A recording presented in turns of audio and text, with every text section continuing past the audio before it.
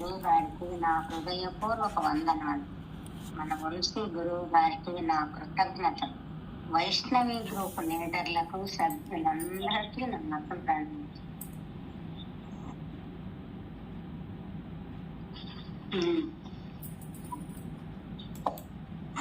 వాళ్ళ జగన్నాథ స్వామి చరిత్ర చెప్పుకుందాం. జగన్నాథ స్వామి దగ్గరికి ఎంతమంది వెళ్ళారో, ఎంతమంది తెలుసో తెలియదు. నాకు మాత్రం తెలియదు, అందుకని చెప్పుకుందామని చెప్దాం అనుకుంటాను. చెప్పేనా? మాకు తెలుసు ఎందుకు చెప్పండి.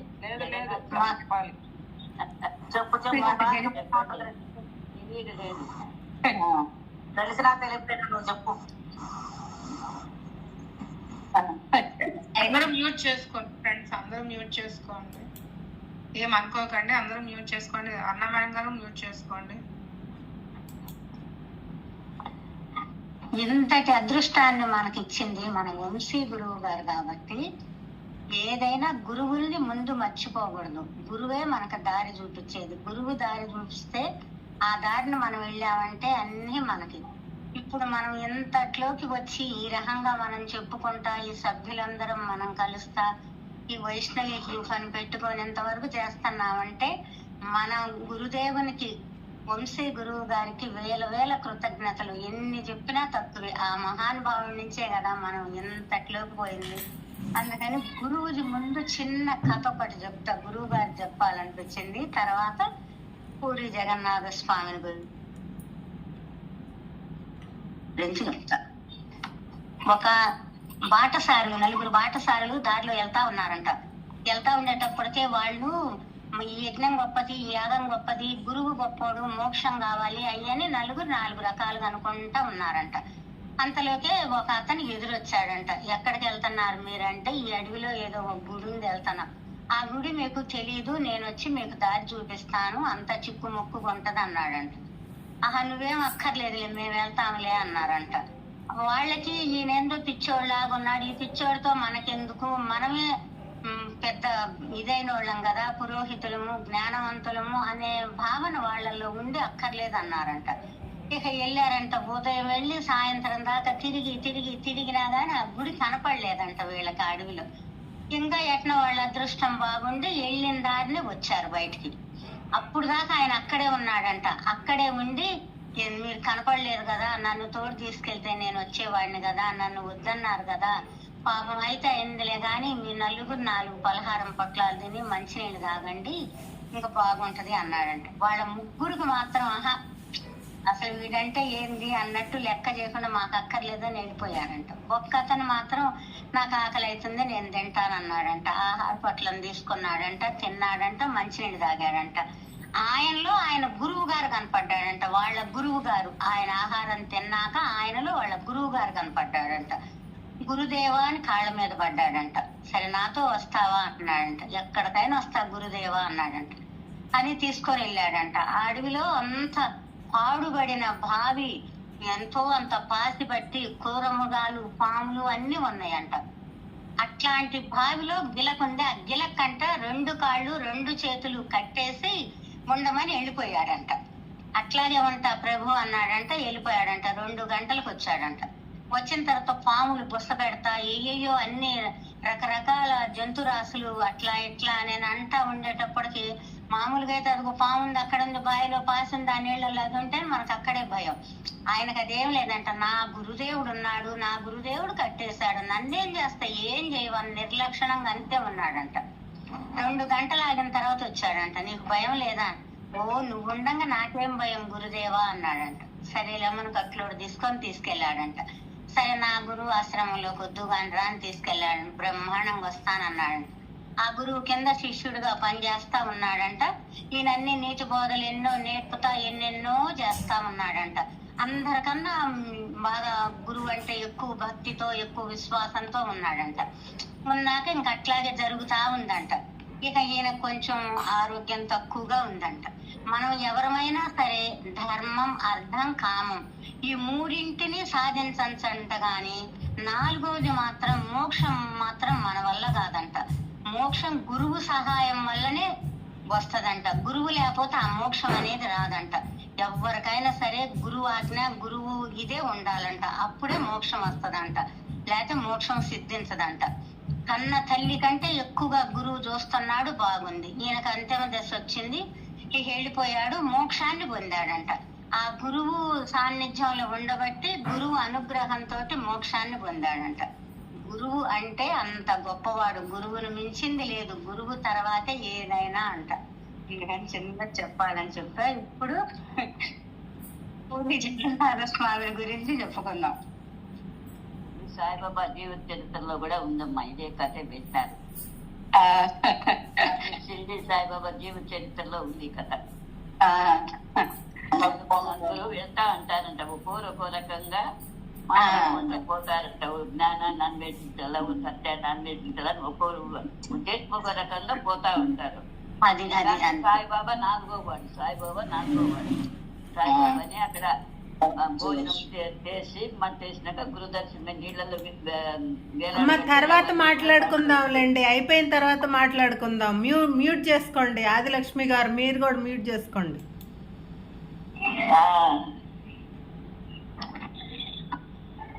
ఈ జగన్నాథ స్వామి యాత్ర, జగన్నాథ స్వామి సముద్రం ఒడ్డునుందంట. పూరిలో జగన్నాథ స్వామి గుడి ఒరిస్సా రాష్ట్రంలోదంటే ఇది. పూరిని గురించి తెలుసుకుందాం మనం. అసలు పూరి జగన్నాథ స్వామి అక్కడికి ఎట్లా వచ్చాడు అనేది. ఆయన గుడి విశేషమే, రథోత్సవాలు విశేషమే, వంట విశేషమే, వంట పాత్రలు విశేషమే, గుడిపై జెండా విశేషం, అన్ని విశేషంగా ఉంటాయంట. ఎన్నెన్నో విశేషాలుగా ఉంటాయంట. జగన్నాథ స్వామి పూరిలోకి ఎలా వెళ్తాడు, పూరిలో ఎలా వెళ్తాడు, అంత ముందు లేడు అక్కడ. ఎక్కడి నుంచి వచ్చాడు అసలు? అది ఆదివాసులు నీలమాధవుడుగా దర్శనమిచ్చాడు. ఆదివాసులు అనే అతనికి, ఆదివాసులు అనే అతను మామూలుగా అక్కడ ప్రాంతంలో తిరుగుతా ఉన్నాడంట. ఒక చోట నుంచి ఒక వెలుగు వస్తా ఉందంట. ఆ వెలుగు కనపడేటప్పటికి ఏంటి ఈ వెలుగు ఎక్కడి నుంచి వస్తుంది, ఈ వెలుగు ఎక్కడిది అని ఆ వెలుగు దారిలోకి వెళ్ళాడంట. వెళ్ళేటప్పటికి నీలమాధవుడు చక్కగా దర్శనమిచ్చాడంట. ఆ నీలమాధవుడిని దర్శనం చేసుకొని కులదైవంగా భావించుకొని ఆదివాసుల్లో ఇంకా అక్కడ ఆయన మన కులదైవము అని ఆయనకి ఇంకా గుడి ఏర్పాటు చేసుకొని కొలువు తీర్చుకొని ఉంటున్నారంట. ఇక ఎవ్వరు అక్కడికి వెళ్ళి కొలవటానికి వీల్లేదంట. వాళ్ళేనంట, ఆదివాసులేనంట, ఇంకా అక్కడే ఉంటున్నారంట. ఈయన అక్కడ ఉంటున్న సంగతి ఆ రాజ్యం వెళ్ళే రాజుకు తెలిసిందంట. నీలమాధవుడు అంట ఎవరు, ఆయన దర్శనం నాకు కావాలి, ఆయన ఎవరు ఎక్కడ అని ఎంత ప్రయత్నం చేసినా ఈ ఆదివాసులు ఛాన్స్ ఇవ్వలేదంట. ఫలానా చోట ఉన్నాడు, మీరు రావడానికి హక్కుందని ఎవ్వరికి లేదంట. ఒక్కొక్క తెగ ఒక్కొక్క రకంగా ఉంటదంట. ఇంకా వాళ్ళేమీ రానిలేదంట. సరే రానిలేదు అనుకొని ఈయన చాలా బాధపడుతున్నాడంట. ఆయన తెలియాలి, ఆయన ఎవరు, నీలమాధవుడు అంటే ఎవరు, ఆయన కావాలి, నాకు ఆయన దర్శనం చేసుకోవాలి అని ఈయన తపనంట. ఇప్పుడు చార్ధామ యాత్ర చేసేటప్పుడు కూడా తూర్పు నుండి మొదలు పెడితే మొట్టమొదటి జగన్నాథ స్వామి పూరి మొదట్లో దర్శనం చేసుకోవచ్చంట. ఇక ఆ రాజు ఏం చేశాడు, ఇంత దిగులు పడతా వాళ్ళ రాజ్యంలో ఉండే ఆయన విద్యాపతి అనే పురోహితుడిని పిలిచి ఆయన చెప్పాడంట, నీలమేఘుడు ఆ స్వామి నాకు కావాలి, ఆ స్వామి దర్శనం నేను చేసుకోవాలి, ఆ స్వామి దర్శనం ఎట్లా తెలుసుకుంటావు నువ్వు తెలుసుకోవాలి అన్నాడంట. ఈయన పురోహితుడు కదా, సరే అన్నాడంట. సరే అనుకొని ఆదివాసుల్లోకి వెళ్ళిపోయాడంట. ఆదివాసులు అనే రాజు కూతుర్ని లలిత అనే అమ్మాయిని ప్రేమించి పెళ్లి చేసుకున్నాడంట. అక్కడికి వెళ్ళి వాళ్ళ అమ్మాయిని ప్రేమించాడు, పెళ్లి చేసుకున్నాడు. వాళ్ళ ప్రేమతోటి ఈయన కూడా ఏమనకుండా ఇచ్చి పెళ్లి చేశాడు.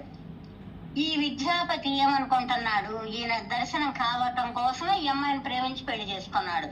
ఈ విద్యాపతి రోజు మామగారిని నా కట్నం కింద నీలమాధవుణ్ణి చూపించవా అంటున్నాడు. రోజు ఆయన మాట్లాడటలేదు, రోజు అడుగుతున్నాడు. ఒక్కరోజు పిల్లనిచ్చానని నువ్వు నీలమాధవుణ్ణి చూపించమంటున్నావు, నీలమాధవుడి సంగతి మర్చిపో అన్నాడంట. పిల్లనైనిచ్చాగా నీలమాధవుణ్ణి చూపినన్నాడంట. అంటున్నాడు కానీ ఆయన ఇక ఊరుకోలేదంట. నీలమాధవుణ్ణి చూడాలి అని వాళ్ళ అల్లుడు ఊరుకోకుండా అడుగుతున్నాడంట. ఒకరోజు ఇక తోడు పడలేక ఒకరోజు సరే అన్నాడంట. సరే అని అయినా నిన్ను స్వయంగా చూడు, నేను కళ్ళకు గంతలు కట్టుకోవాలన్నాడంట. కళ్ళకు గంతుకలు కట్టుకోవాలి అని చెప్పాడు. సరే అన్నాడు. విద్యాపతి చాలా తెలివైన వాడు. సరే అన్నాడు. కొంచెం ఆవాలు టవల్లో మూట కట్టుకొని సొన్న బెజ్జాన్ని పెట్టి ఆ టవల్ భుజాన వేసుకొని సరే వెళ్దాం పదండి మాంగారు అని వెళ్ళాడంట. ఆ టవల్కి సొన్న బెజ్జం ఉంది కదా, ఆవాలు కదా, ఆ గుడి దాకా దారి తీశాడు. గుడి దారి పొడుగుతా ఆవాలు పోతా ఉన్నాయంట. ఆవాలు పోతా ఉండేటప్పటికి ఏంటంటే ఆ భగవంతుడిని చూడనియరంట వీళ్ళు. అందువల్ల ఆయన అంత షరత్తు లేక వాళ్ళ అల్లుడిని చూడనిచ్చేవాడు. ఇక కళ్ళకు గంతలు కట్టుకున్నాడు, దగ్గరికి వెళ్ళాడు, దర్శనం చేసుకున్నాడు. దర్శనం ఏమైంది, కళ్ళకు గంతలు కట్టుకుంటూ వెళ్ళాడు, వచ్చాడు. ఇక అంతే. తర్వాత వర్షాలు పడ్డాయంట. కొద్ది రోజుల తర్వాత ఆవాలు చిన్న చిన్న ఆవాలు తొందరగా మొలుస్తాయి, చిన్న చిన్న మొక్కలతో మొలిచాయంట. ఒకసారి వెళ్ళి దారి చూశాడంట. ఇటే కదా నేను వెళ్ళింది, ఆవాలు మొలిచినాయా మొలవలేదని. అన్ని ఆవాల చెట్లు అయినాయంట, మొలిసినాయంట. ఇక అప్పుడు ఆ రాజుగారి కబురు పంపించాడంట. రాజు వచ్చాడంట. నీలమాధవుడు కనిపించలేదంట. నీలమాధవుడు ఇక్కడ ఉన్నాడు చూడమని చెప్పాడు, వచ్చాడు. నీలమాధవుడు కనిపించలేదంట. నీలమాధవుడు కనిపించలేదు అని ఇంకా ఆయన అసలు ఆ రాజు ఇంకా విలపించి విలపించి అల్లాడిపోయాడంట. నిద్రాహారం మానేశాడంట. ధ్యాన దీక్షలో నిమగ్నమైపోయాడంట. ఆ ధ్యానానికి మెచ్చి నీలమాధవుడు ప్రత్యక్షమయ్యి కలలో కనిపించి చెప్తున్నాడంట, సముద్రం ఒడ్డుకి చెక్కి నది అనే ఒకటి ఉన్నది, ఆ నదిలో వేప మొద్దులు వస్తాయి, అవి తీసుకొని వెళ్ళు అని చెప్పాడంట. చెప్పి మాయమైపోయాడంట. అలాగే మొద్దులు తెచ్చాడు. మొద్దులు విగ్రహాలు ఎలా అవుతాయి, ఎలా చెయ్యాలి, తీసుకొచ్చాను అని బాధపడుతున్నాడంట. అట్లా అనుకునేటప్పుడు ఒక వికలాంగుడైన ఒక వికలాంగుడు ఆ దేవుళ్ళ విశ్వశర్మ, దేవతలకి విశ్వశర్మ అంట. వికలాంగుల రూపంతో విశ్వశర్మే వచ్చాడంట. దేవతల విశ్వశర్మ వచ్చి ప్రత్యక్షమయ్యాడంట. ఆ విగ్రహాలు నేను చేస్తాను అన్నాడంట. సరే అన్నాడంట. 21 రోజులు పడుతుంది, 21 రోజులు మీరు తలుపు తీయకూడదు, నన్ను పలకరించకూడదు అన్నారంట. సరే అన్నాడంట. కొద్ది రోజుల తర్వాత, అంతకుముందు ఫస్ట్ లో శబ్దం అయిందంట. కొద్ది రోజుల తర్వాత ఏమీ చప్పి నిలబట్టలేదంట. చిత్రిక గాని విగ్రహాలు చేస్తున్నట్లు గాని తెలియటం లేదంట. ఆ రాజు భార్యకు ఊర్జాదేవికి కొంచెం భయం వచ్చిందంట. విక్రమద్యుమ్నుడు ఆయన. ఆ రాజుకి ఏమైందంటే ఏంది ఇదట్లా అని రాజు భార్యకి భయం వచ్చిందంట. ఏంది ఏమైనా వినపట్టలేదని అనుమానం వచ్చి ఏమన్నా జరిగిందేమో అనే భయంతో రాజుగారితో చెప్పి తలుపులు తీర్చది. విశ్వకర్మ కనపడడు. ఆ విగ్రహాలు సొగమైనవి, శాంతం కాలేదు. 3 దేవతా స్వరూపాలుగా మారి ఉన్నాయి. ఇక ఆ రాజుగారు దుఃఖ సముద్రంలో మునిగిపోయాడు. ఇంత పొరపాటు చేశానేంది నేను అని దిగులు పడుతున్నాడు. మళ్ళీ ధ్యానంలో నిమగ్నమైపోయి ధ్యానం చేశాడంట. మళ్ళీ స్వామి కనిపించి నేను ఆ రూపాలతోనే బయటికి వస్తాను, ప్రజలకు దర్శనమిస్తాను అని రాజుకు చెప్పాడు. అప్పుడు 4 విగ్రహాలు, 1 బలభద్రుడు, 2 సుభద్రాదేవి, 3 జగన్నాథ స్వామి, 4 సుదర్శనం. పెద్ద పెద్ద కళ్ళు, ఆ కళ్ళతో ప్రపంచాన్నే చూసేటట్టుగా ఉన్నాయంట. అంత పెద్ద పెద్ద కళ్ళు. ఆ రాజు ఈ విగ్రహాలను ప్రతిష్ఠించాలి. ఎలా? ముద్దులు రాగానే విగ్రహాలు ఎట్లా అవుతాయి అన్నాడు. విగ్రహాలు తయారు కాగానే ఎట్లా అని ఆలోచిస్తున్నాడు. ఎలా అనుకున్నాడు? స్వయంగా బ్రహ్మదేవుడు వచ్చి ప్రతిష్ఠ చేసి బ్రహ్మ పదార్థాన్ని నింపి అట్లే ప్రాణశక్తిని ఉంచాడు. 4 విగ్రహాలకు ప్రాణశక్తిని నింపుతాడు, ప్రతిష్ఠ చేస్తాడు. విగ్రహాలు రోజు దర్శనం చేసుకుంటా ఉన్నారు. విగ్రహాన్ని మామూలుగానే ఎక్కడ ఏ గుడిలోనైనా భార్యాభర్తలు ఉంటారు. లక్ష్మీదేవి విష్ణుమూర్తి, పార్వతీదేవి పరమశివుడు ఉంటారు. ఇట్లా ఉంటారు గాని అన్నా చెల్లెలు ఎక్కడా ఉండరు. అన్నా చెల్లెలు, విష్ణుమూర్తికి అన్నయ్య లేడు, చెల్లి లేడు. కృష్ణుడుకున్నారు. జగన్నాథ స్వామి జగన్నంతటినీ పాలించే స్వామి. ఎక్కడైనా విగ్రహాలు రాయితో గాని, పంచలోహాలతో గాని, రాగితో గాని, వెండి బంగారంతో గాని ఉంటాయి. ఇక్కడ చెక్కతో ఉంటున్నాయి. అది ఒక విశేషం. ఈ స్వామికి సంవత్సరానికి ఒక్కసారి అభిషేకం జరుగుద్ది. రోజు అంట మామూలు మనిషిలాగా మొహం కడుక్కోవటము, స్నానం చేపించటము, టిఫిన్ పెట్టటము అవన్నీ జరుగుతాయి అంట. కానీ సంవత్సరానికి 1 రోజు మాత్రం అభిషేకం జరుగుద్దంట. ఆ గుళ్ళోనే 3 తెరలుగా ఉంటాయి అంట. ముగ్గురు స్వాములకి అభిషేకం చేయిస్తారంట. 108 బిందెలతో స్వామికి స్నానం చేయించుతారు. ఆ అభిషేకం చేసిన టయానికి అక్కడ తప్పకుండా వర్షం పడుద్దంట. ఆ వర్షం పడటము, ఈ అభిషేకం చెయ్యటము చక్కగా ఆ స్వామికి జలుబు చేస్తదట, జ్వరం వస్తదట. 15 రోజులు పచ్చం పెడతారంట. కషాయము, ఆకుపసర్లు, పచ్చం కూరలు అట్లా పెడతారంట. ఆ స్వామికి రోజు 56 నైవేద్యాలు పెడతారంట.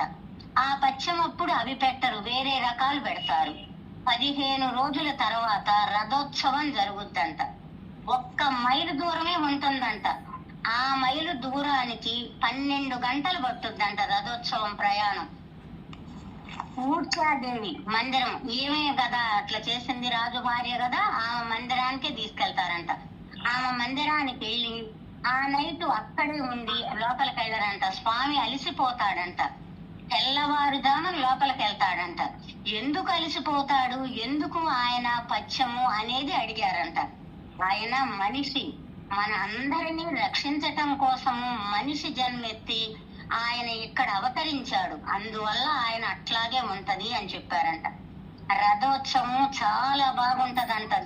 దేశాల నుండి వస్తారంట, రథయాత్రలో పాల్గొంటారంట. మనుషులే రథాన్ని తోలుతారంట, గాని ఏ పరికరాలతో రథాలని తోలరంట. రథాలు చాలా బరువుగుంటాయంట. చాలా బరువున్న మనుషులేనంట. ఊళ్ళో ఒక్క పిల్ల కూడా ఉండదంట. అందరు వచ్చి రథాలను పట్టుకొని తోలుతారంట. రథము బయలుదేరేటప్పుడు ఆ రాజు వచ్చి, ఆ రాజ్యం పరిపాలించే రాజైనా కింకరుడైనా ఎంత గొప్పవాడైనా సరే భగవంతుడి కింద దాసుడే కదా.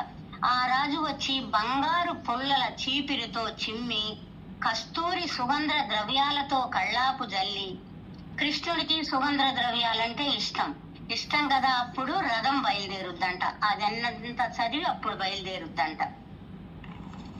ఏ గుడిలోనైనా ఏందో ఆ శబ్దం, ఏ గుడిలోనైనా, ఏ ఇంట్లో అయినా,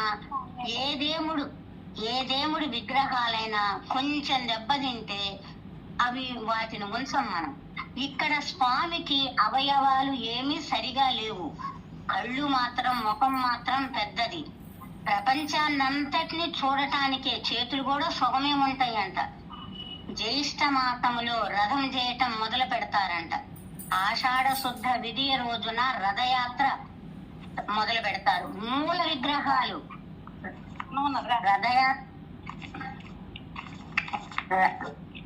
రథయాత్రలో మూల విరాట్ స్వయంగా వస్తాడంట. మూల విరాట్ ఎక్కడ మూల విరాట్ రాడు. ఎక్కడైనా ఉత్సవ విగ్రహాలే వచ్చేది. ఎక్కడైనా ఉత్సవ విగ్రహాలతో ఊరేగింపు జరుగుద్ది. ఇక్కడ అట్లా కాదు, అది ఒక విశేషంగా జరుపుతారనమాట. ఎంతో అంత ఇదిగా మూల విరాటే స్వయంగా రథం ఎక్కించి రథం మీద ఊరేగింపు చేస్తారు. రాజుల ఇళ్లలో ఏ శుభకార్యాలు జరిగినా రాజులు స్వామికి ఆభరణాలు చేయించి ఎంతో అంత ధనాన్ని ఇస్తారు. ఏ పని చేసినా ఆదివాసులే ఈ పనిలో ఫస్ట్ అది ఎవరో కొంచెం డిస్టర్బెన్స్ వస్తుంది, సరిగా వినిపించటం లేదు. అది మ్యూట్ చేసుకోండి కదా. ఆదిలక్ష్మినంట నరేష్. ఆదిలక్ష్మి కొంచెం మ్యూట్ చేసుకోండి అమ్మా. ఆ డిస్టర్బెన్స్ వస్తుంది, అంతా నీళ్ల సౌండ్ లాగా ఏదో సౌండ్ వస్తుంది.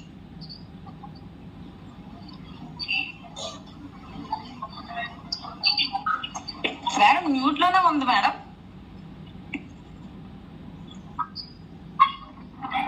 ఏ కార్యక్రమం?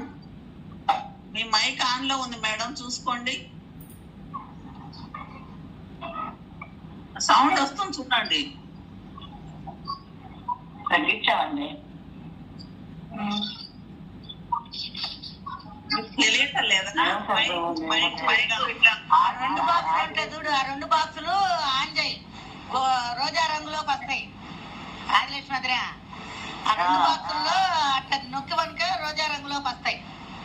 అవి నొక్కు మేడం. అలాగే ఉన్నాయి. మీరు కాదు మేడం, లక్ష్మీ మేడం గారు, మీరు మ్యూట్ చేసుకోండి. ఒక ఆదిలక్ష్మి మేడం గారికి వాళ్ళ వదిన గారు ఎవరో చెప్తున్నారు.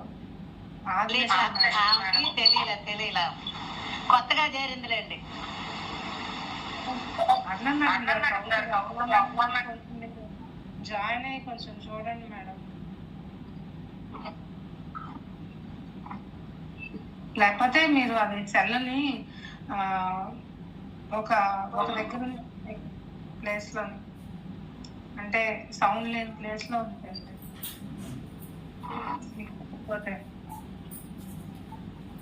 సరే అమ్మ చెప్పండి.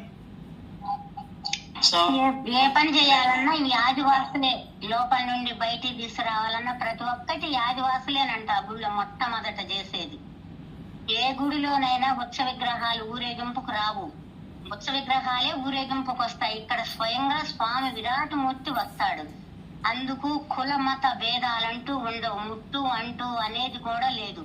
అందరూ తాకి దర్శనం చేసుకోవాలి.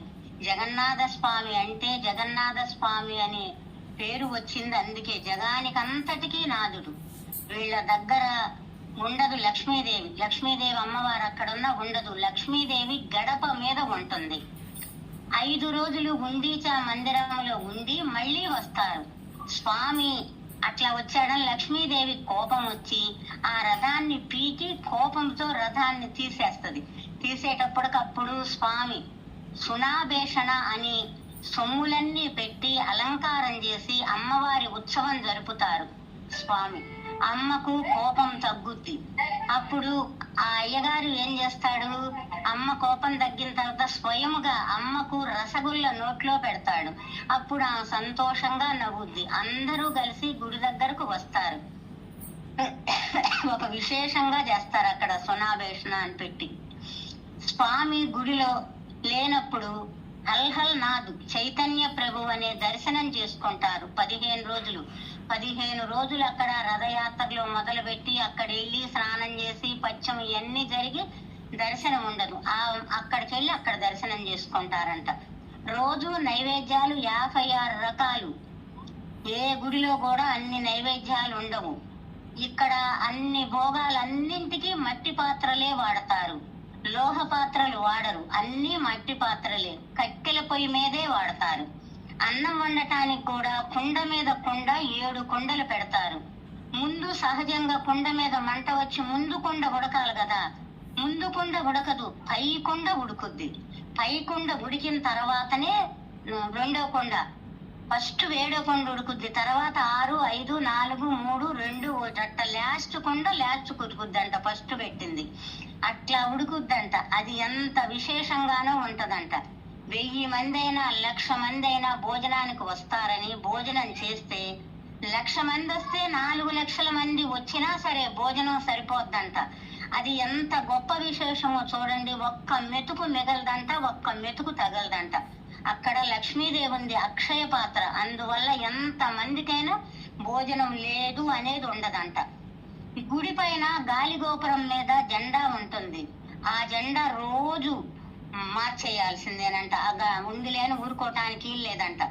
వాన పడినా పిడుగులు పడినా ఎంత జడివాన ఎట్టి ప్రమాదం వచ్చినా సరే జెండాని మాత్రం మారవాల్సిందేనంట. మారవకుండా ఉండటానికి కుదరదంట. ఆ జెండాని మారవటానికి ఏ పరికరం కూడా అవసరం లేదంట. ఆయన పురోహితుడు ఒక్క తాడు సహాయంతో వెళ్ళి మార్చి పైకెత్తి మార్చి వస్తాడంట. ఆ తాడు పట్టుకొని పైకెళ్ళి గాలి ఎటువైపు ఉంటే ఆ వైపు జెండా ఎగరాలి కదా, అట్లా ఎగరదంట. తూర్పున గాలి ఉంటే పరమటన ఎగురుద్దంట, పరమటన గాలి ఉంటే తూర్పు వైపుకి ఎగురుద్దంట ఆ జెండా. సముద్రం ఒడ్డున ఆ రకంగా ఉంది. ఎంతో అంత ఇదిగా ఉంటదన్నమాట. ఒకరోజు సుభద్రాదేవి సముద్ర గాలికి నిద్ర పట్టలేదు అన్నదంట. జగన్నాథ స్వామి నీ గాలి గుడి బయటే ఉండాలి, నీ గాలి గుడిలోకి రావద్దు అన్నాడంట సముద్రుడిని. సరే అన్నాడంట. ఎంత గాలి తోలినా ఎంత గుడిలోకి కొంచెమైనా గాలి రాదంట సముద్ర గాలి. ఎంత తెరలు వచ్చి అంత వచ్చినప్పుడు కూడా సుడిగుండాల్లాగా ఎంత శబ్దం వస్తుందో అయినా గుడిలోకి రావటానికి లేదంట. ఒక రోజున పెను తుఫాను గాలి తీవ్రంగా వీస్తుందంట. గుడి శిఖరాలు ఉండవు అన్నంత తాకిడిగా శిఖరం మీద నుండి ఇంకా అసలు ఈ శిఖరం పడిపోద్ది, శిఖరం ఉండదు అన్నట్టు భయపడుతున్నారంట. గుడి శిఖరం మీద నుండి బ్లూ లైట్ ఒకటి వచ్చిందంట. ఆ తుఫాను వెళ్ళే వైపుకి వెళ్ళేటప్పటికే తుఫాను వేరే వైపుకి వెళ్ళిపోయిందంట, ఈ వైపుకు రాకుండా వేరే వైపుకి వెళ్ళిపోయిందంట. ఇది అది అప్పుడు ముస్లింలు ఎక్కువ పరిపాలన ఎక్కువగా చేసేవాళ్ళంట. గుడిలో ధనాగారం ఉందని గుడి మీదకు యుద్ధానికి వచ్చేవాళ్ళంట. ఒక్క ముస్లిం వచ్చాడు, విగ్రహాలు దోచుకుపోవాలి అని వచ్చాడంట. ఆయనకు క్షణంలోనే హార్ట్ అటాక్ వచ్చి క్షణంలో మరణించాడంట. ఇంకోసారి ఇంకొక ముస్లిం అతను వస్తున్నాడు అని విగ్రహాలను వీళ్ళు దాచేశారంట. ఆ దాచిన విగ్రహాలు నదిలో దాచారు. దాచిన విగ్రహాలు కనుక్కొని ఆ విగ్రహాలను తగలబెట్టాడంట. తగలబెట్టిన తర్వాత చెక్క విగ్రహాలు కదా తగలబడిపోయినాయి అంట. ఒక భక్తుడు ప్రాణానికి తెగించి విగ్రహాలు చెక్కవి కదా, ఆ చెక్క అట్లా తీసేసి లోపల ఉన్న బ్రహ్మ పదాన్ని తీసి జాగ్రత్తగా ఉంచి మరలా కొత్తవి చేయించినాక బ్రహ్మ పదార్థాన్ని ఆ విగ్రహాలలోకి చేర్చి ఉపయోగపెట్టాడంట. ప్రతి సంవత్సరం 1200 చెట్లు తెచ్చి రథాలను తయారు చేస్తారంట. ఏ సంవత్సరానికి ఆ సంవత్సరమేనంట. ఒక సంవత్సరం తెచ్చిన రథం 2వ సంవత్సరం పనికిరాదంట. ఏ సంవత్సరానికి ఆ సంవత్సరం 1200 చెట్లను కొట్టేసి రథాలు చేస్తారంట. ఎక్కడైనా రథాలు ముందుగా తయారు చేస్తారు, ఎన్ని సంవత్సరాలైనా ఉంటాయి, అవి వాడతారు. ఇక్కడ అలా కాదంట. తిరుపతిలోనైనా ఎక్కడైనా సరే అన్ని రకాల రథాలు ఉంటాయి. అట్లా కాదు, అక్షయ తృతీయ రోజు చెట్లను నరికి తయారు చేస్తారంట. వీళ్ళకి తేదీ కూడా అక్షయ తృతీయ రోజేనంట. ఈ గుడి క్రీస్తు శకము 1200 నాటిదంట. ఒక తాత ముసలాయన మొదలు పెడితే వాళ్ళ మనవడి దాకా వచ్చిన దాకా రెండు టయాలు జరిగిపోయినాయి అంట. ఇది మొదలు పెట్టి కట్టేటప్పటికే అక్కడ 9 గదులు ఉన్నాయంట, బంగారపు గదులు. 8 గదులు తెరుస్తారంట, 9వ గది తెరవరంట. తెరిస్తే మరణం అని. ఒక రోజు కలెక్టర్ గారిని తీసుకొని వచ్చి వెళ్ళారు తాళాలు తీయాలని. తాళం చేతులు కనిపించలేదంట. ఇక వెళ్ళిపోదామని వెళ్ళిపోయారంట. ఇప్పుడు కూడా ఒక్క గది అసలు తీయరంట.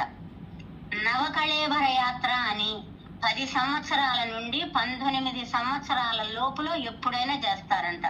చెక్కలు కదా నిర్జనం అయిపోతాయని మళ్ళీ చేస్తుంటారంట. అని మళ్ళీ స్వామివారి విగ్రహాలు చేస్తారు. ఆ విగ్రహాలు ఎలా చేయాలి? అధిక ఆషాఢ మాసం వచ్చినప్పుడు జ్యేష్ఠ మాసంలో మొదలు పెడతారు. మొదలు పెడితే అప్పుడు వేప చెట్లు కావాలి. చెట్టు మీద శంకు చక్రము, చెట్టు క్రింద నాగుపాము పుట్టలో పాము ఉండాలి. శ్మశానము దగ్గరగా ఉండాలి. ఇవన్నీ ఉన్న తావు పురోహితునికి కలలో కనిపించి ఫలానా తావును ఉన్నాయి అని చెప్తాడంట స్వామి. అప్పుడు పురోహితుడు ఊరిలోని వారిని, చుట్టుపక్కల జనాలని అందరూ కలిసి మేళతాళాలతో భజంత్రీలతో కోలాహలంగా బయలుదేరతారు. వేప చెట్టు దగ్గరకు వెళ్తారు. చెట్టుకు పూజ చేసి బంగారపు గొడ్డలతో, వెండి గొడ్డలతో ముందు కొడతారు. తర్వాత ముక్కలు చేసి తర్వాత 1200 చెట్లని కొడతారు. ఇనప శీలలు వాడరు రథాలకి, చెక్కలతోనే శీలలు చేస్తారు. చెక్కలతో శీలలు చేసి ఆ విగ్రహాలను తయారు చేసి చెక్కలతోనే శీలలు కొడతారు. అట్లా విగ్రహాలను చేయాలి కానీ ఇనప శీలలు వాడరంట.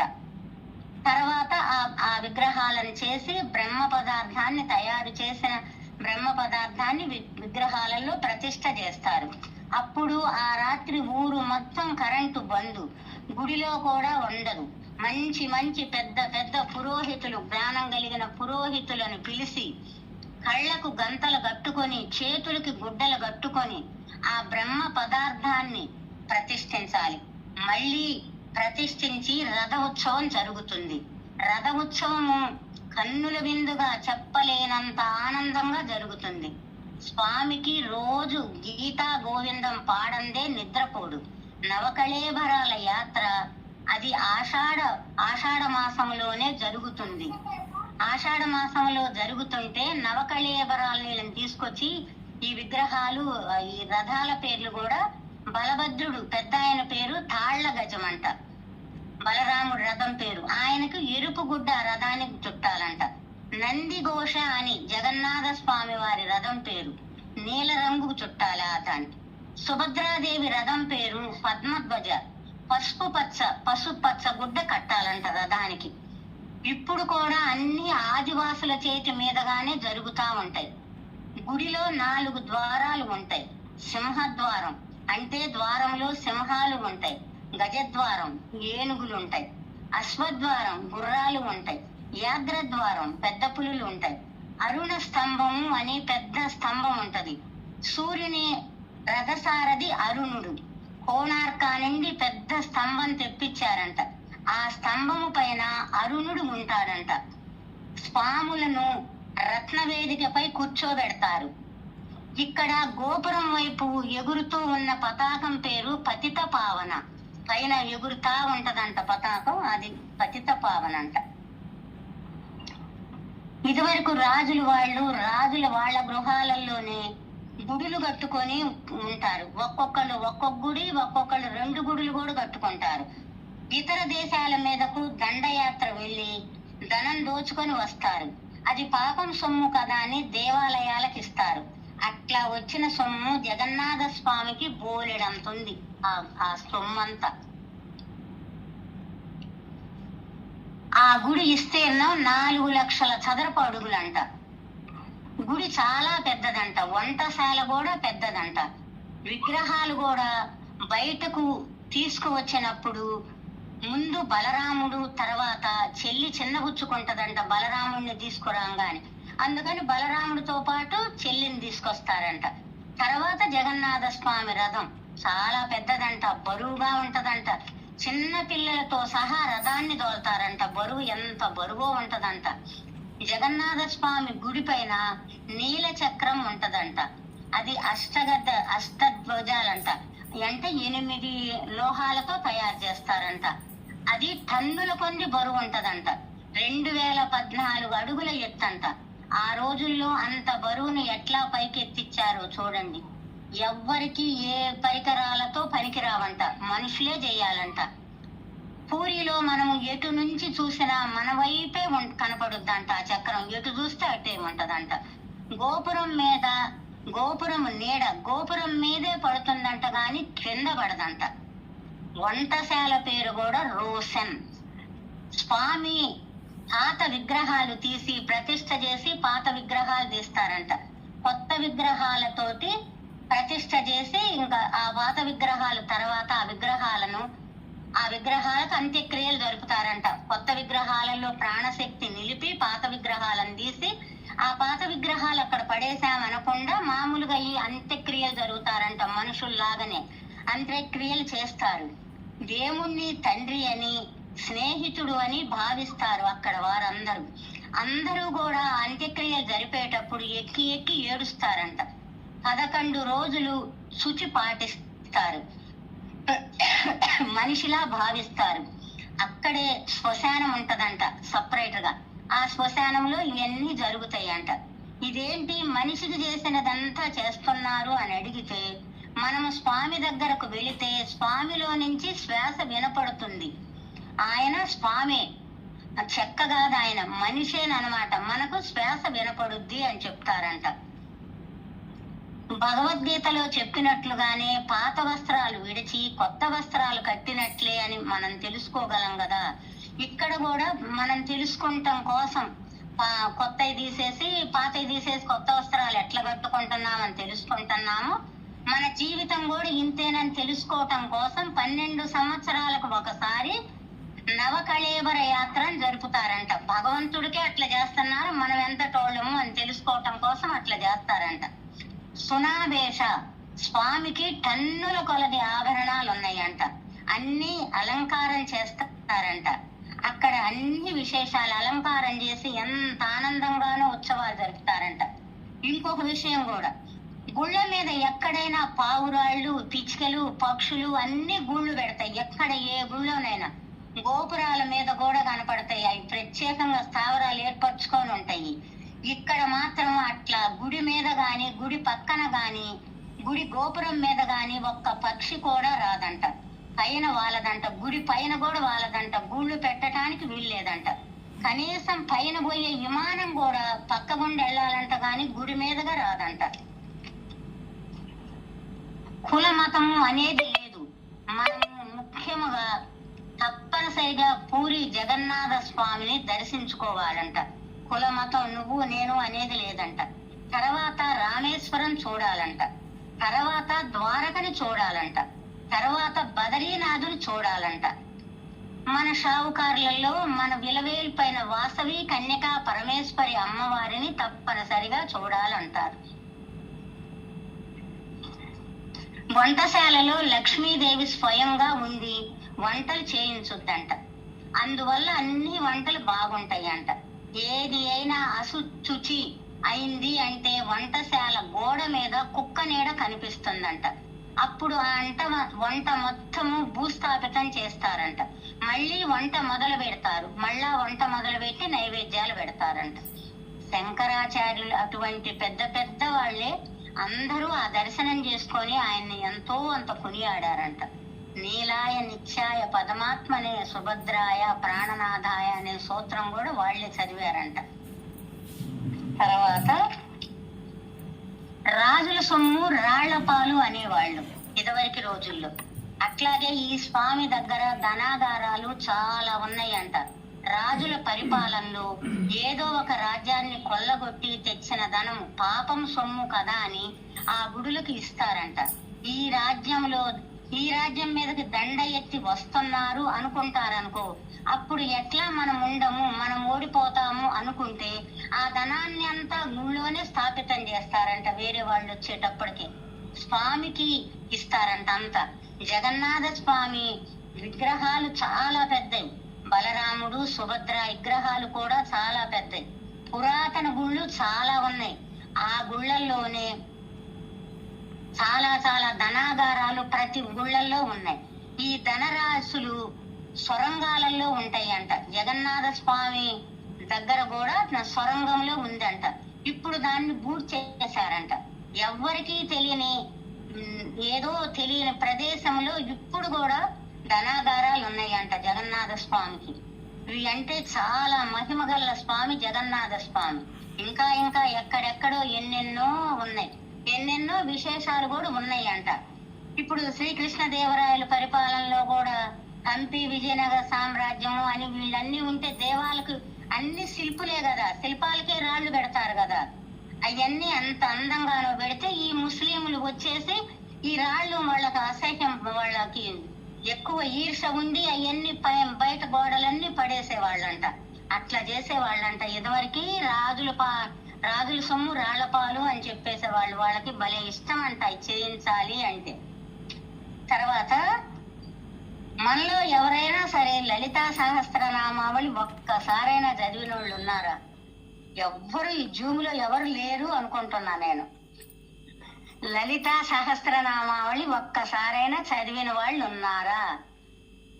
లేరు. ఎందుకు లేరు చెప్పారా? ఎందుకు లేరు చెప్పారా? నేనైతే లలిత కగ్గమాలు ఒక్కటే చదివేదాన్ని. లేదు లేదు, నువ్వంటే నేను చెప్తాను. లేదు లేదు లేదు, నేను కూడా చెప్తున్నా. నేను కూడా చదవలేదు. వినండి ఒక్కసారి. ఓం హైం హ్రీం శ్రీం శ్రీ మాత్రే నమః అని ఓం హైం హ్రీం శ్రీం శ్రీ మాతాయ నమః. ఓం హైం హ్రీం శ్రీం శ్రీ మహారాజ్ఞే నమః. ఓం హైం హ్రీం శ్రీం శ్రీమత్ సింహాసనేశ్వరి అయిన మహా అని ఎవ్వరూ చదవలేదు. బీజాక్షరాలతో మొదలుపెట్టి 1000 నామాలు ఎవ్వరూ చదవలేదు. అది ఒక్కసారైనా మన జీవితంలో ఒక్కసారైనా చదివితే మంచిదంట. దాన్ని ట్రై చేసి చదవండి. ఈ జగన్నాథ స్వామి పూరి కూడా అంతేనంట. ఒక్కసారైనా చూడాలంట. రామేశ్వరం చూడాలంట. చూసిన వాళ్ళు సంతోషంగా, చూడని వాళ్ళు చూడండి. అది అయిపోయింది పూరి జగన్నాథ స్వామి కథ. ఇంకా ఎన్నెన్నో ఉన్నాయంట. ఇంకా